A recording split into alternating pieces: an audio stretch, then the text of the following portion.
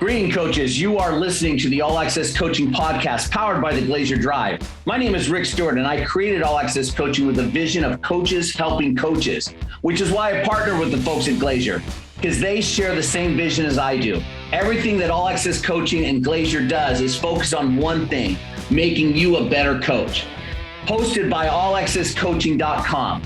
This podcast is brought to you by Team Nation, a digital playbook that your players can instantly access on their phones in a video game type of learning experience. Build your playbook online or pull it from a library. View how often your players looked at it, or should I say played it, because they will feel like they're playing a Madden-like video game while learning your playbook. You can go check that out at teamnationsports.com.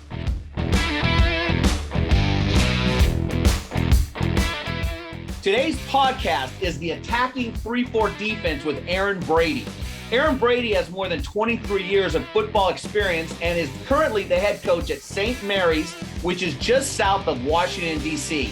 This marks a return to the highly competitive Washington Catholic Conference, which is a very tough conference with several USA Today top 25 teams in the same conference beating each other up.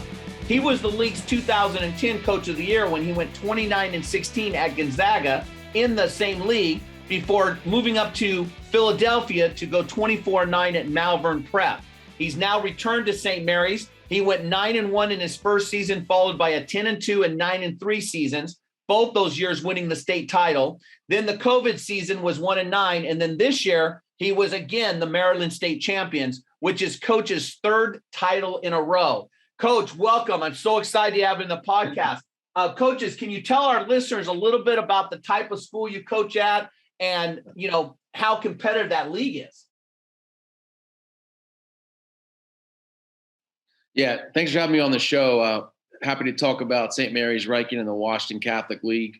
Obviously, very competitive league, but it gets back down to the same things that matter, blocking and tackling and the basics.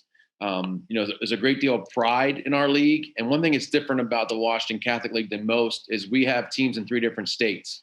So Maryland, Virginia, and DC, there are Catholic schools in all 3 of those regions. We consider DC a state in our league. So we have teams from 3 different states.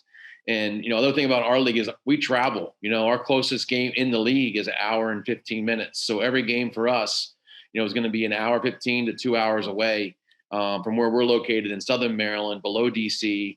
You're talking about, Good Counsel and Paul VI, which is out in Loudoun County. And then you have Gonzaga and St. John's and DC and Archbishop Carroll High School. So just some names that you've probably definitely heard before. The DeMatha Catholic, these are schools that, we're competing against. And at the end of the day, it's just a great competitive league. We have a lot of guys going to play college football. But again, I think the important thing here as you're listening is it gets back down to the basics. And that's how you're going to win in a league like this. Some of the coaches may or may not know my story. I coach in Pennsylvania, but I live in California, and that's a whole nother podcast.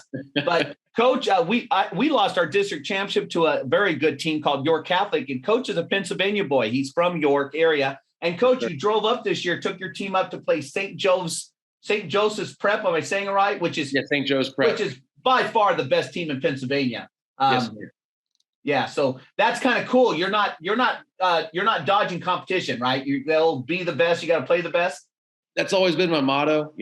We our scrimmages as well. We scrimmage the best teams we can play, and we've always done a travel game every year. Originally, the game was supposed to be played at Rutgers University on on ESPN, and we had that really bad rainstorm in the east. If you remember that, yes. That flooded New Jersey. We actually ended up playing the game in York. We played at York High against St. Joe's Prep, where the game was played. So we still were able to play the game, thank goodness. We didn't lose the game. And, obviously that was a great challenge. They do so many things well. Gabe Infante was there for years. Incredible coach, incredible friend of mine. I've learned a lot from him. And now Tim Roken's taken over. And they haven't missed a beat. I mean, they really attack you in so many ways. And again, that's a whole other podcast. Yes. Playing St. Joe's Prep and traveling. But I think that's a big part for our program. And I, as any high school coach out there, I would tell you, if you can take your kids and go, that maturation process of being on a trip. And I try to do it every year for our guys. We've been to Chicago for a game, Orlando, we've been to Manhattan.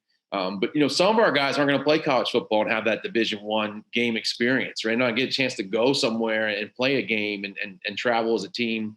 And the other part I incorporate it with is the ability to see colleges. We've been on 12 college campuses in the last 4 years as a football team. Yes. And that is really cool for our kids to see there's different kinds of schools out there. We've been at University of Pittsburgh, we've been at Western Wesleyan, we've been at Catholic University.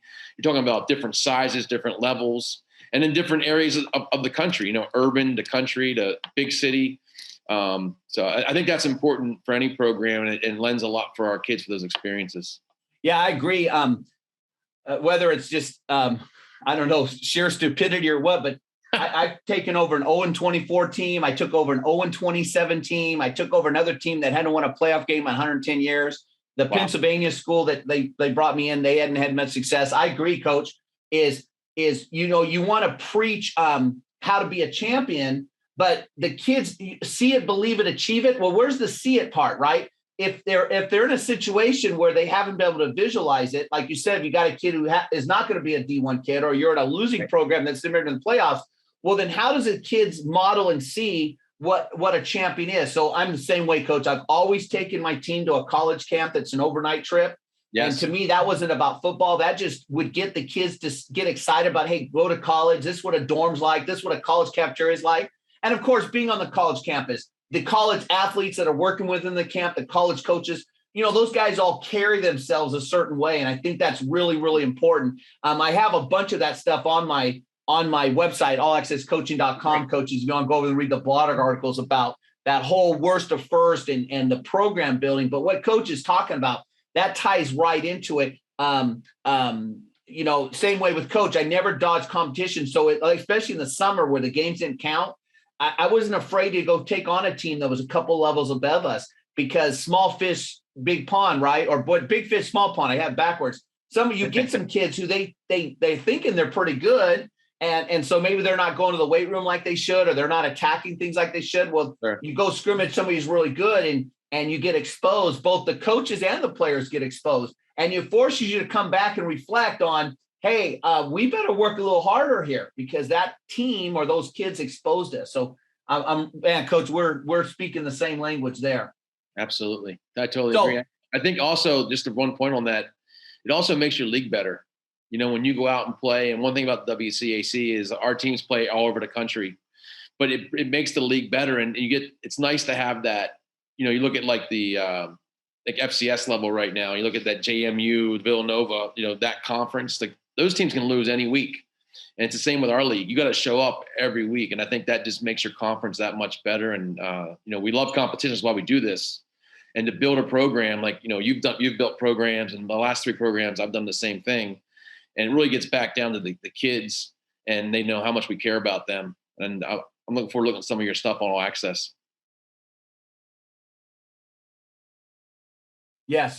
Hey, now we're talking defense. These guys are driving the car. They're probably tired of hearing us rambling, Coach. Let's talk about this attacking 3-4 defense. I think the big thing, Coach, I want to get going is, Coach, how do you teach your read keys, right? I'm really big on reading and reacting, stimulus and response. So talk about your read keys, and maybe give us a quick overview of this attacking 3-4 defense you run. Absolutely. So we are a very aggressive defense, but in order to be very aggressive and to do the blitzing and the things we want to do up front, we first have to understand where is our key, who is our key, and how we react to that key. On every play, 3 things happen. It's going to be run at me, run away, or a pass in very general terms. And on defense, I have to be reactive. I have to learn to be able to immediately, when the ball is snapped, okay, what did my key do? Where am I going? So in saying that, we actually teach our guys in a shade first. So, for example, we'll have a 3-tech, a tackle on the outside shoulder of the guard, and he'll learn all those key reads. And this is, no matter where you're coaching, what you're doing, it's as simple as that on both sides of the ball, right? You got to know what your key's doing. How does that affect me? How do I react to that within our scheme and our defense? So for us, whether we're in an under front, over front, or Okie front, Okie is our 3-4 look, 0 and 2 4s or 2 4 eyes. No matter what look we are in, we're still going to have our key reads. It's still going to be a gap system, right? So within that parameter, now I teach that first. So I teach my D-line my linebackers, my outside linebackers. I teach them how to read their keys and understand how they react to what those looks are. And we all knows wherever we call them, we all have the same ones: down block, reach, double team, base block, pull, pass pro. Those are the things we're thinking about when the ball is snapped. And also for our secondary, where are their eyes at and what are they key reading? But really, it's more important. This part is more important for the box, the guys that are in the box. And that could be a safety or a corner as well. They have to learn it because we're going to blitz everybody. In our system, everybody has a blitz, right? In some way. It makes it fun. But getting back to that, the beginning of this conversation is before we get into blitzing and doing fun stuff like corner blitzes and safety blitzes and all that sounds fun, we have to be really good at our base and be really good at understanding what our key reads are. Because as we evolve, then now I'm going to take a guy who's in a 4-eye, and I'm going to slant him in or out, and he's going to have a key. Well, that key is exactly the same as it was when he's a 3-tech. Now he's just lining up wider. He's taking a lateral step, however you want to coach that, towards the guard. And now he's back in that position where he's again reading his key and having to react to that guy. So as far as the key reads go, that's where it starts for us, from a fundamental mental part and then physical reaction. As you know, being a defensive player, we have to be reactionary. And that's why some guys aren't great on defense, right? They need to go on offense, tell them where to go. But that's why key reads are so important to us and where we start.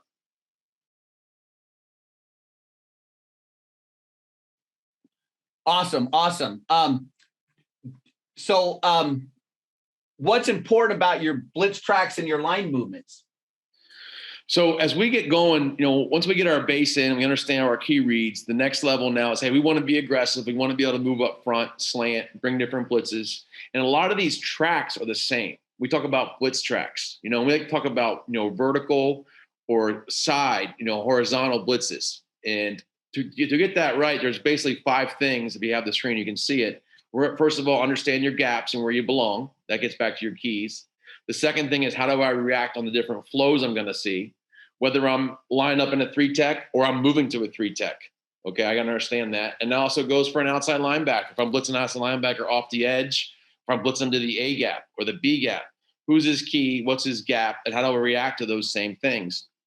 And I'll keep going. I'll come back to this. Work on blitz technique. That's something we don't do enough of in this country. You know what I mean? No matter what level of football you look at, as defensive coaches, we draw up great blitzes. You can watch the NFL or college football all day long, and you can stop it, and you can draw it up, and it looks great. And then throw it on the wall on Sunday and run it Monday, and Friday night you're running the Alabama defense on Friday night. But is that the best thing for us? And have we taught them the blitz technique to make it successful? I think second level defenders understanding their fits, and that goes for third level too. Because as you get into the blitz game, now you have second and third level guys that have gaps, right, in the run game. They have places they have to fit. They have to understand how's it all tie together. And the last one is then run blitzes versus pass blitzes. So if I go back to the flow and getting back to key reads, that flow is so important because we got to be able to understand when the play goes away from me. What are we coaching those guys? We use words like chase, or box. Chase means I'm going to chase that ball flat down the line of scrimmage. And you see it all the time. And we harp on it a lot. We use different drills in practice, which it's on my drive stuff. With Glazier, you can go on there. There's a bunch of drills on there about this. But we do it a lot. And we still have guys that do the fish hook. We're on the water down here. You can go rock fishing and all that kind of stuff. But I tell my guys, listen, we're not fishing today. You got to put the hooks away. We got to be able to go on flat, linear angles to be able to make plays on the backside, or we're going to get beat. So I think that's important as it all ties together, along with how do you teach blitz technique? And that's an off-season thing we have to train. You can't just learn that during the season. So we teach all of our guys. One thing we'll do is as a weight room exercise is one day in a weight room, we'll take 10 minutes or 10 minutes of one of the drills, and that group will do blitz technique. All of them. It works on your hips, your hands. It's a really good thing for all players. Even if you don't ever blitz the passer or have to do that, it's still a good technique to learn and makes you more athletic, I think, of understanding the game. Coach's entire system, the entire system is up on the Glazier Drive. So if you're a member of the Glazier Drive, you can get really in depth there. But and I'm sure he covers the blitz techniques in detail. But Coach, for the podcast listener, the guy driving his car, Give us an example of one technique you teach. Can you describe it, be a little bit more specific about a blitz technique so we kind of get a vision of what you mean? Absolutely. That's a great point. So I think everybody has to have one really good blitz move. And the simplest one for us is going to be a dent rip. Same arm, same leg. So if I'm blitzing, if I'm the 3 technique, I'm on the right side of the football. If you can envision that, I'm going to go in the B gap. The guard is to my left. So I'm going to use my left hand or my hand closest to the football to dent that offensive lineman's hand. I'm going to dent it and I'm going to rip it right back up on the same side. And as I'm doing that, as you guys know, you got to learn how to step same hand, same foot as a D lineman. So I'm going to dent, rip, and run the circle. And that's the easiest one for us. It's easy for the second and third level guys too, because now they're coming from space as a linebacker or a secondary guy. If I'm coming from space and running towards the line of scrimmage, whether it's a lineman or a running back, I now can use my ability to put a move on that guy. Because at the end of the day, we want that guy to move his feet. If the guy trying to block me has to move his feet and shift his weight. And now the secret to that is when you're talking about blitz tracks and blitz technique, is I want him to move his weight away from where I want to go. So, for example, if I know I have the B gap and I'm blitzing the guard and the guard comes to pick me up in the B gap and the linebacker or the safety, I now want to make an inside move to that A gap to try and get that guard to move his weight to the A gap. Because my job is to end up in the B gap. And that's something that takes a lot of training, but the more you get it, and even for our coaches, this is something we do with our coaches and our players in tandem because everybody has to understand what we're trying to accomplish. We're not just going to throw a blitz on the wall and then go out there and run it. We have to have a reason for the blitz. How's it helping us? Now, sure, we have some blitzes we run against every team. We just think they're really good blitzes. And that gets back to, is it a run blitz or a pass blitz, or is it both? And this stuff is all detailed on the Glazier Drive and the stuff I put up. For the young 22-year-old defensive coordinator out there listening, make sure you're understanding, Coach. So if I'm ripping with my right arm, same foot, same leg, you're talking about I'm going to step with my left foot because my left arm is going to make contact with the defender. So it's left arm, left foot, and then I'm ripping through with the right arm? Yes, sir. Okay, yes, sir. Just making sure. Yep. Okay, awesome. Hey, Coach, moving over, can you give us a kind of a snapshot of your defense and how you get lined up? Sure. So, we're going to, in our Okie alignment, we're going to be a 0, and then we can be in 4 eyes, 4s, or 5s. This diagram has them in 5s. Our Sam's going to make the call for us. Our Sam is our outside linebacker. And for us, we don't go right and left. We go to the strength. We have a strength side. So for us, our nose end, Mike, Sam, and strong safety always travel together. And this is detailed as well on the drive. And then our weak side will be our D tackle, our dog inside backer, our whip, who's our weak side end, and then our free safety for us. They go away from the call. So whether we make a field call or a weak call, a split call, a tight end call, maybe it's a backfield set. If they're a spread team, sometimes we'll call the front to the back. The Sam is going to make that call, and then that's how we get lined up. And once we're lined up, we will use, if we have to, we'll use our secondary to get us right. Because I believe in getting the front lined up. Because, offenses now, like if you play coach, he's probably going to shift and motion and move people around. So we got to be able to adjust to that. We like to use our secondary to make us right as much as possible. Because once those guys are lined up, I want them to play football. Because as soon as you start trying to move guys around and when they're trading or shifting, now that OC is like, okay, we got them now. We got them moving. We're going to dial some stuff up. I think the more, and Coach could probably speak to that, being the offensive genius he is. But we try to get rid of that problem. The other thing is a lot of offenses go fast now, right? They get lined up quickly. They try to get you, and they try to get you to hurry up as a defensive coordinator, defensive coach. And that allows us to get lined up. And if they don't snap the football, then we can maybe call a different play, but stay in the same front, maybe change the coverage, call a blitz, don't call the blitz off, that kind of stuff once they see what we're doing, in our movement. We're always going to have 2 high safeties. That's important to us as a look, just to give you that cover 2 quarters look pre-snap for the quarterback. Now, we all know some teams are going to look at your secondary and some teams are going to call play and run it. So we got to figure that out. Who are we playing this week? Do we need a disguise? But for us, when we put everything in, we always put in as a disguise. So the kids learn how to disguise the coverage. Because when you play that team that has the smart quarterback and the really smart offensive staff, If you don't disguise your coverages, they're going to make you look stupid, right? And the league we play in, we have to do that. We don't have the talent some of the teams we play have, to be honest. We just don't. We don't have that speed or that ability. So we have to be able to disguise our coverages, get them to make some mistakes. And our goal really is to get that quarterback with our coverages and our alignments, is get that quarterback to look one way and have to go somewhere else. If he can't go to his first read, and coach will tell you, that really brings down the percentage of the offense of their completion ability and the positivity of the play. Like, that's important for us. And then the other part of our defense is the illusion of being attacking, blitzing defense. Yeah, we're going to bring that. We're going to bring the blitz. We play some 0 and bring 6. We're going to bring 5. But it's great when you bring 3 or 4, hit the quarterback, right? That's really, at the end of the day, that's where I'm a head coach now, right? But, the defensive coordinator, he's like, whatever, let's go get the quarterback. They score, they get a touchdown. But I'm the head coach. I'm like, I don't want them to score, right? We want to keep that score low. Don't get many big plays. But as far as being aggressive, we do want to be aggressive, but also it's the illusion of being aggressive. And that's also where your DBs become so important. Their body position, their eyes, where they're lining up, what they're doing pre-snap. Even if we're going to be in cover 3, we still want to show a too high pre-snap so that quarterback says, okay, they're still in quarters. So we are a big read quarters team.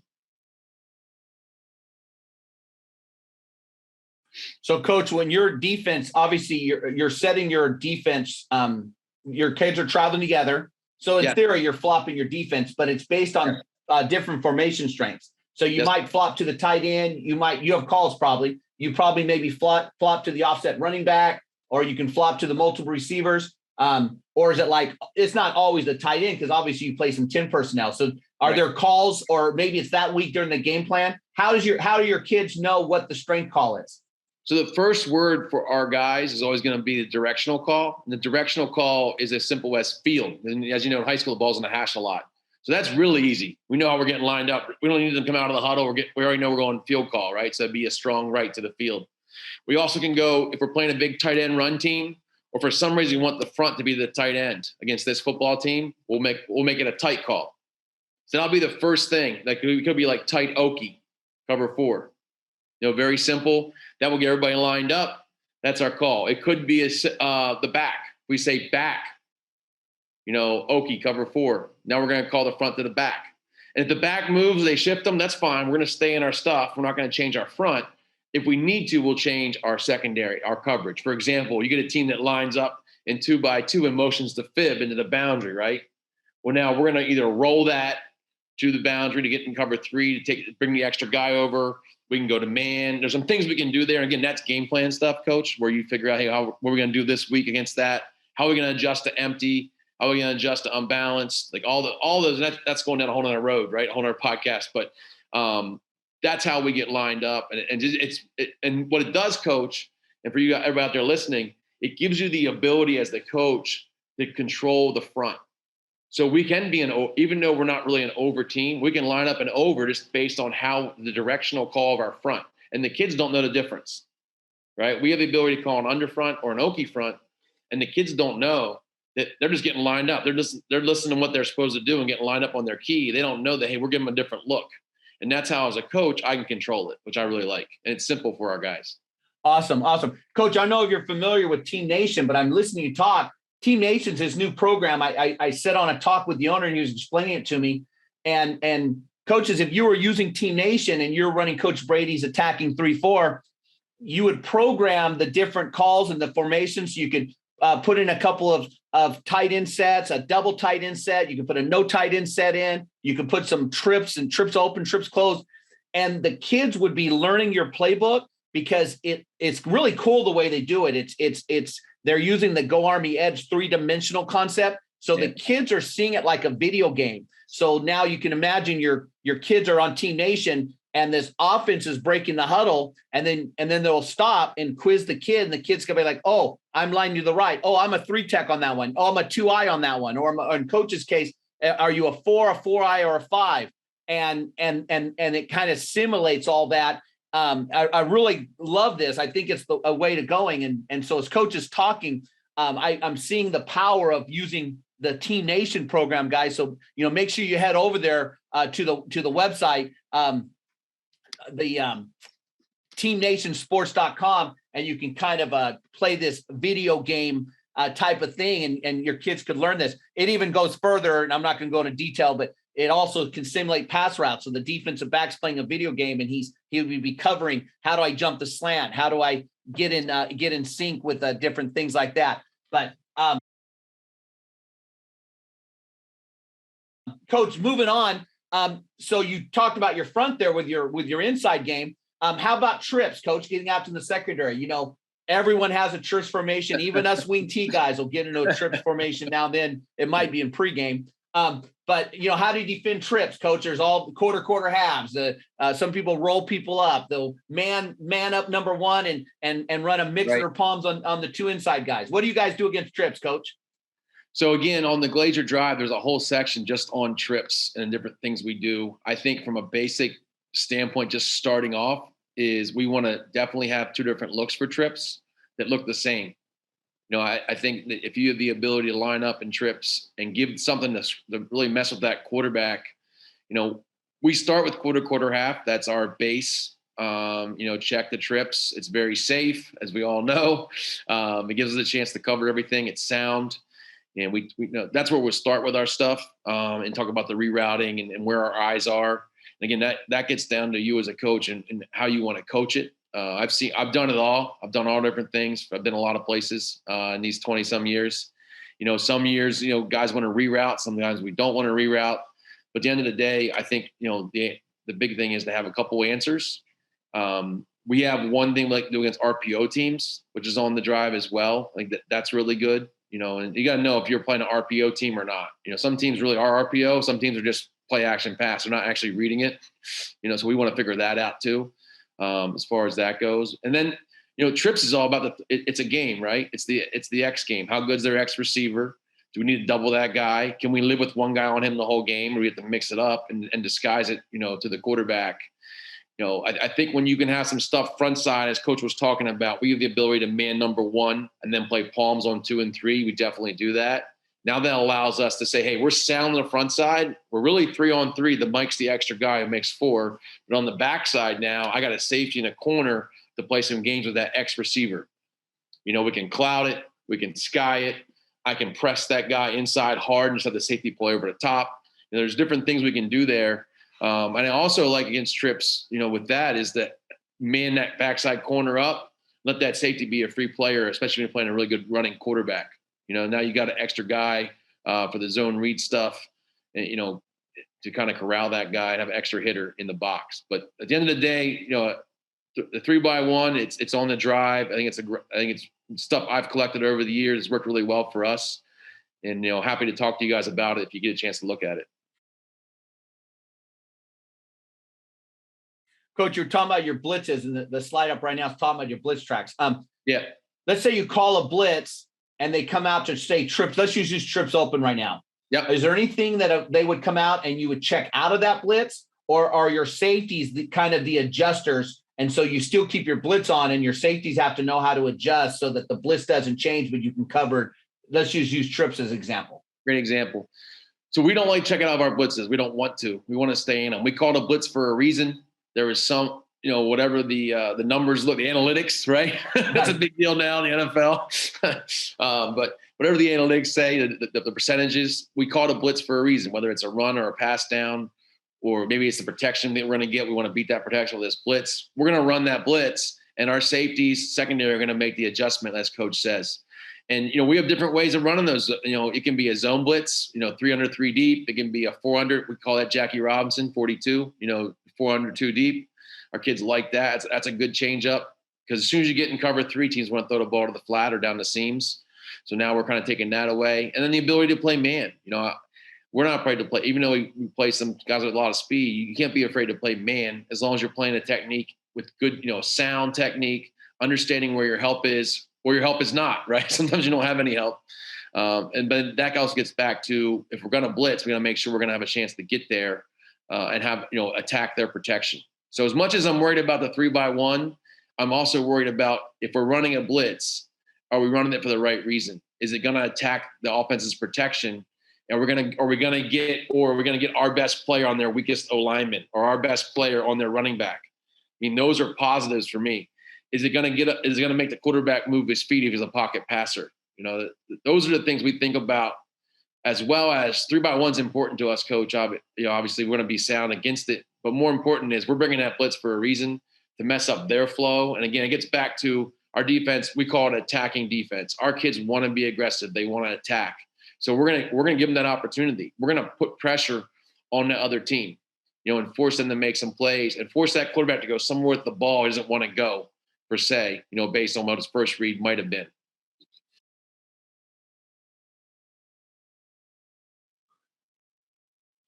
All right, hey Coach. It's always funny at the Glazier clinics, right? The last man with the chalk always wins, and so I could already hear these offensive guys, especially these old wing T guys that I cut my teeth with. Well, you're going to come down with 3 down linemen. I'm going to go in 2 tight end set. And I'm just going to pound the ball at you. You only got 3 D linemen. You can't stop the run.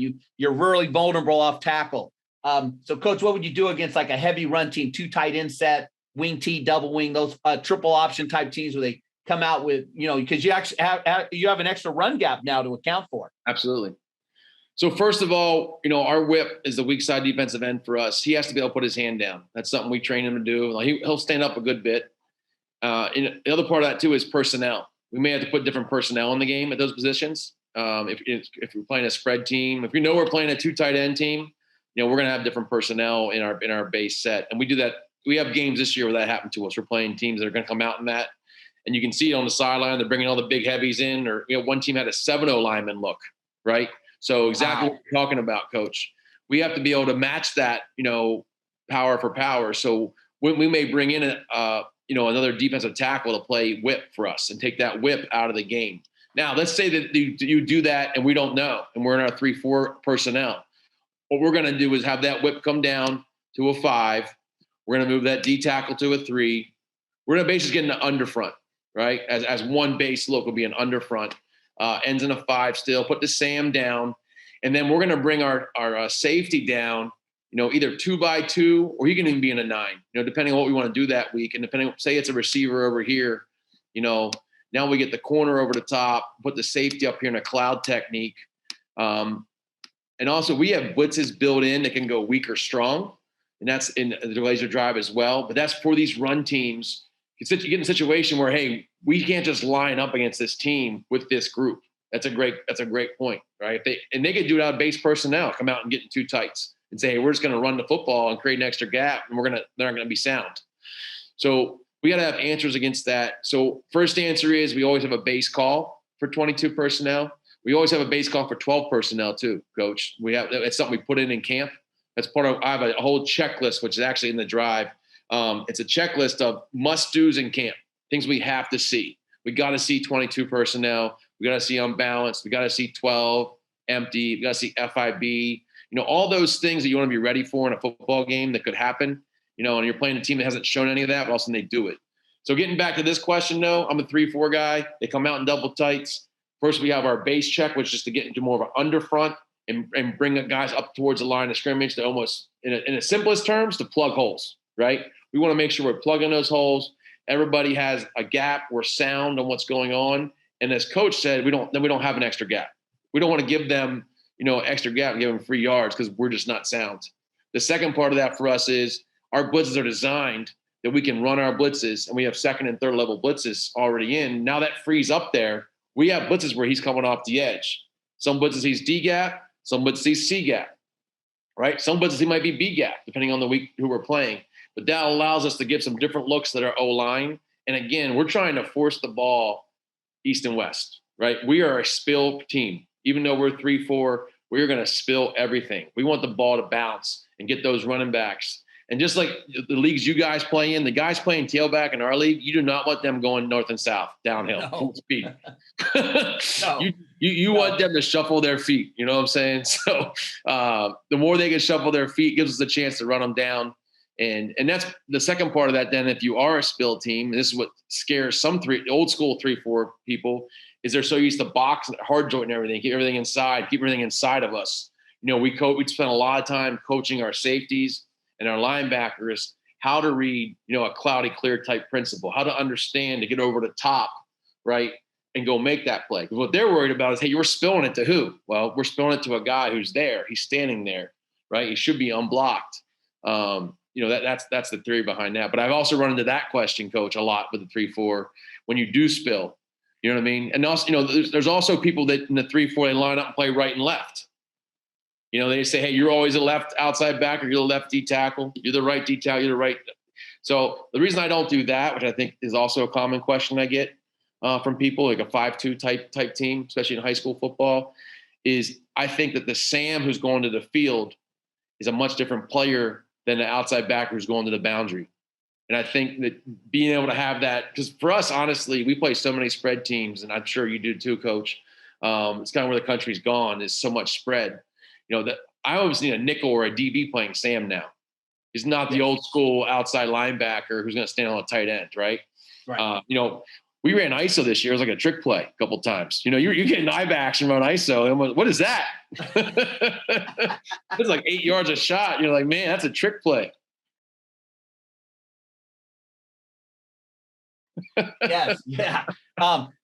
Coach, you hit on something that's very dear to me. Before we got on this podcast, you and I were talking about at this point in our careers, and we get blessed by speaking for Glazier. And so we get a lot of emails from coaches younger than us, which is probably the majority. And it's very important that what you hit on is that, get your kids prepared for this in August. Don't wait till the week you're playing that team and they're in 22 personnel or 12 personnel. And all of a sudden on Monday going, okay, guys, here's what we have to do now. Well, you gotta have those base things in August and rep them, even though that 22 or 12 personnel team might be game 7. Yes, sir.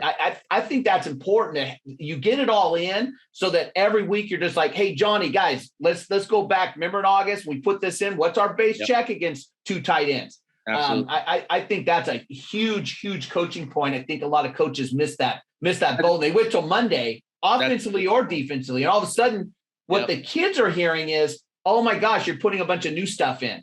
Exactly. That's the whole thing. The kids got to have confidence.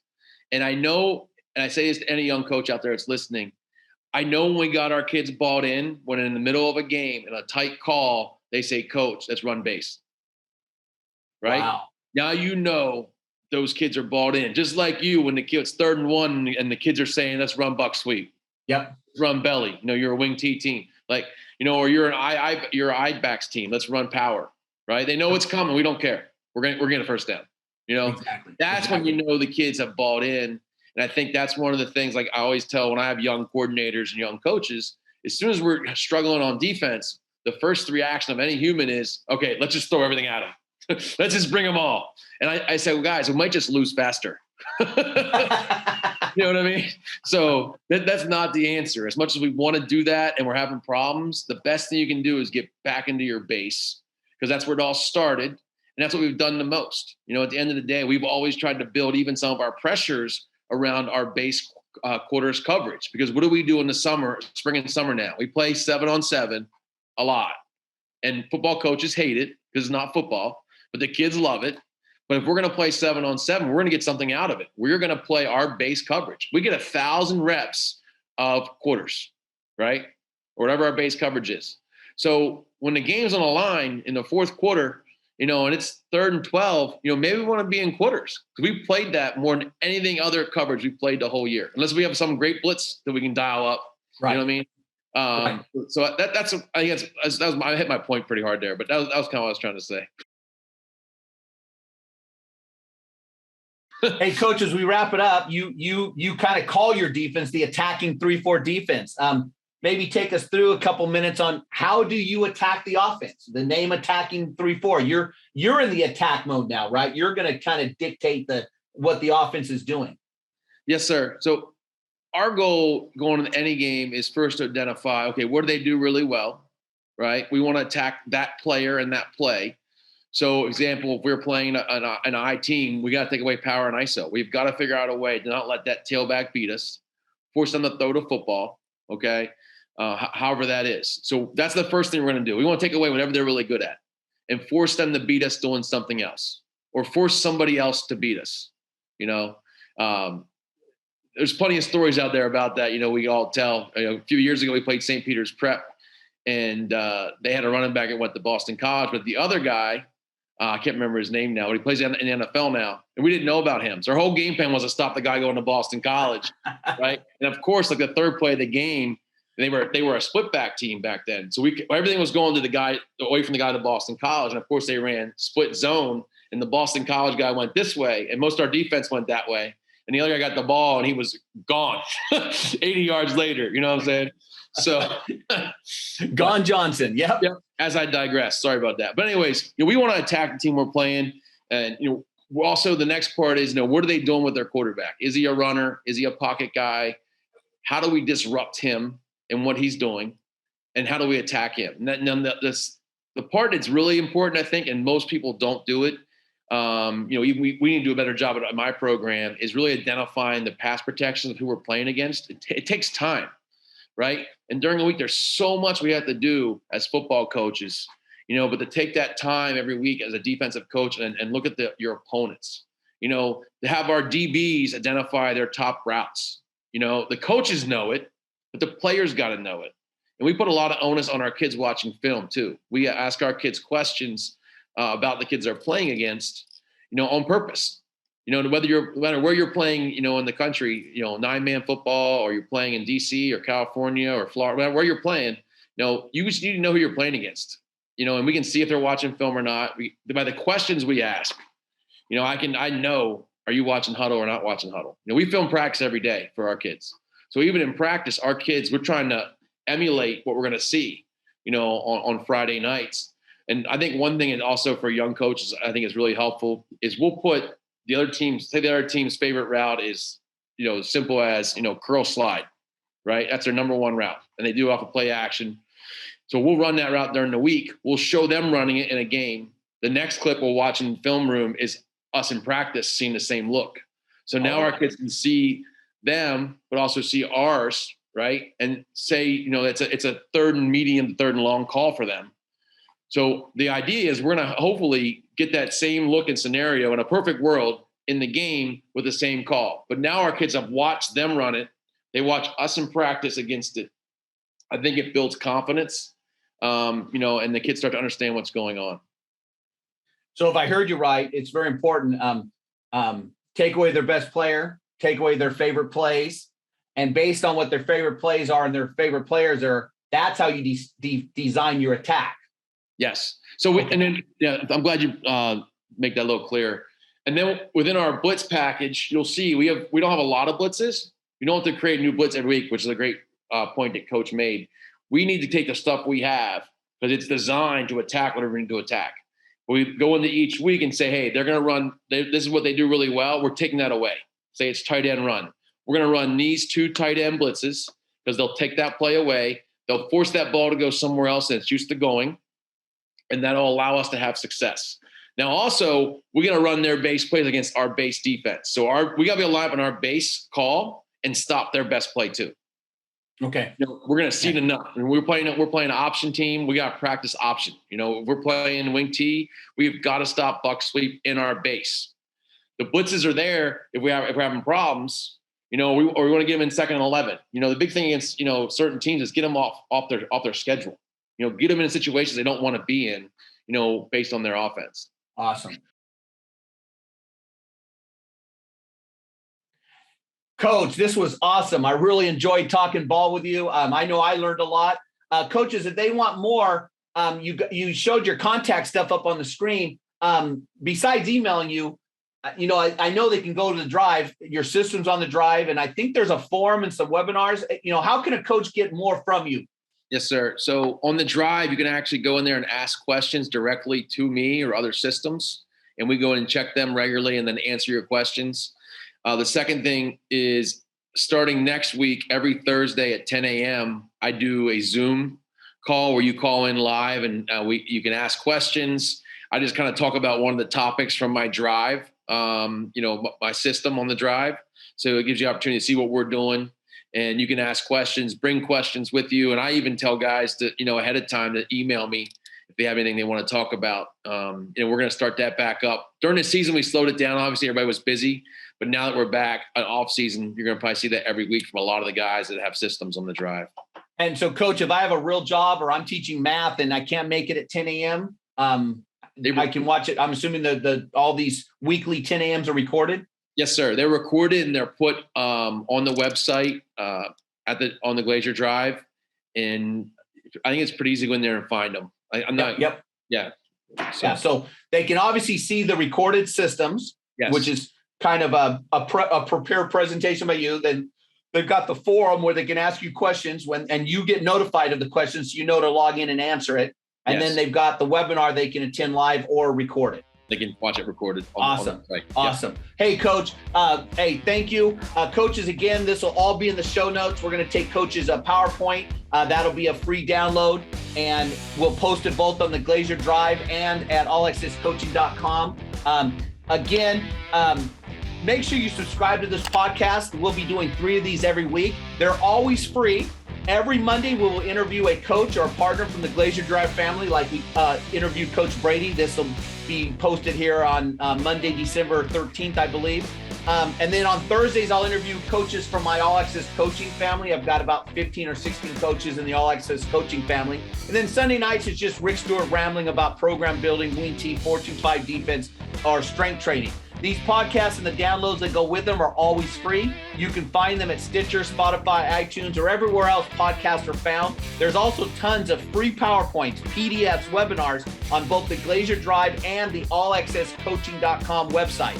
Make sure you follow us on the Coach Rick Stewart Twitter account, the Coach Rick Stewart Facebook page, and our YouTube channel, All Access Coaching YouTube channel, where I upload 3 videos a week. Again, coaches, wherever you listen to this, you were at the gym working out or driving in your car, or maybe you actually were on the computer or your phone and went and look at me and Coach Brady's ugly mugs talking here.